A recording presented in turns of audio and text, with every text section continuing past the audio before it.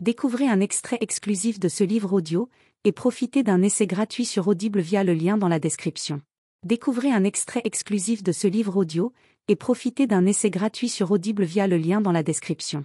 Dirigé vers les marches qui conduisent au bâtiment principal de l'université. Mon changement d'attitude n'a pas échappé à mes plus fidèles compagnons qui suivent à leur tour du regard l'objet de mon soudain intérêt. Bien sûr, le cerveau reptilien de la jeune femme l'informe qu'un danger rôde, et aussitôt ses yeux bruns se braquent sur notre groupe. Je m'attendais à ce qu'elle rougisse d'être le centre de l'attention de tant de mecs, que ses yeux plongent vers le sol pendant qu'elle se trifouillerait les cheveux d'un geste nerveux. C'est tout le contraire qui se produit. Sans interrompre sa marche dynamique, elle penche légèrement son visage sur le côté, fronce les sourcils et plante un regard perçant sur chacun de nous, en commençant par Ted. Quand elle s'arrête enfin sur moi, ma tension artérielle monte d'un cran. Ses pupilles noires m'étudient plus longuement en réponse aux miennes qui intensifient leur inquisition. Mais alors qu'elle avait encore la possibilité de me décevoir, qu'elle aurait pu s'éviter le destin funeste que je lui prévoyais à l'instant où je l'ai vue, elle accentue son œillade, et ce que j'observe me coupe le souffle. Du défi. Elle vient de me défier. C'est au moment où elle devine que j'ai saisi le message qu'elle tourne la tête, le menton redressé, puis entre dans le bâtiment ancien qui accueille les futurs médecins. Pauvre enfant. J'aurais pu te laisser partir. Du moins, j'aurais pu te laisser essayer de t'enfuir. J'aurais peut-être tenté de me contrôler et de ne pas laisser les pulsions qui me hantent se déverser sur toi comme sur un vulgaire jouet à l'avenir brisé. Pourquoi a-t-il fallu que tu me provoques ? C'est trop tard pour toi. Trop tard pour une possible rédemption, trop tard pour une intervention divine. Ton sort est scellé. Tu seras mienne jusqu'à ce que je décide du contraire. Chapitre 1. Ezra. Veille de la rentrée. Passe-moi le joint. Chiron s'exécute et me file le mégot qui me brûle la corne des phalanges. Ma longue, très longue inspiration provoque l'incandescence de la beuh tassée. L'impact est immédiat. Les voluptés de la drogue s'insinuent dans mon organisme à toute vitesse. Mes muscles se relâchent, mon ouïe se fait plus fine. Ou bien, est-ce un effet créé de toutes pièces parce qu'il me sert de matière cérébrale ?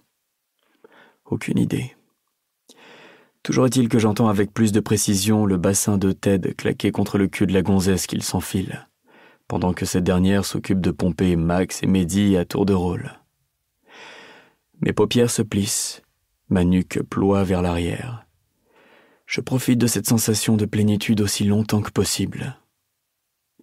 Lorsque l'effet se dissipe et que je me redresse, j'ai conscience que mes cornets sont injectés de sang. Il faut dire que nous en sommes au 5e joint partagé, quelque chose dans ce genre-là en tout cas. La rentrée arrive d'ici quelques jours avec, dans son sillage, une ribambelle de nouvelles victimes potentielles. Je me languis de les rencontrer et me lèche les babines rien qu'à cette idée.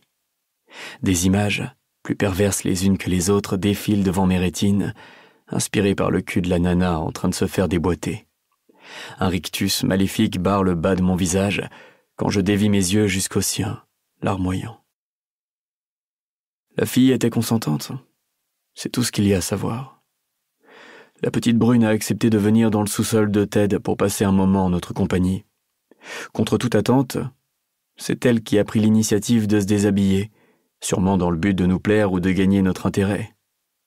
Force est de constater qu'elle l'a eu, notre intérêt. Pas une seule fois elle n'a réclamé qu'ils arrêtent, même si je sais avec certitude qu'elle rêverait qu'ils se dépêchent de jouir pour enfin la laisser quitter ce lieu de dépravation. Cependant, quand j'observe les verges turgescentes de mes potes, j'ai bien peur que son vœu ne soit pas exaucé de sitôt. « Ez, tu veux pas te joindre à nous ?» me scande Ted qui se retire du vagin ou du cul de sa partenaire, de là où je me trouve, je ne saurais dire avec précision. « Regarde-moi comme elle est bonne cette salope !» Je ricane en reprenant une taffe de cette merde addictive. Je ne devrais pas, mais c'est plus fort que moi. « C'est quoi ton petit nom ?»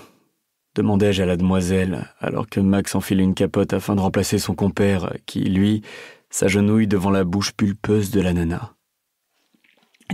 Jenna, bredouille-t-elle en laissant la bite de Ted lui caresser le menton. Je suis dans le même cursus que vous depuis 2 ans. Je pensais que vous vous souveniez au moins de mon prénom.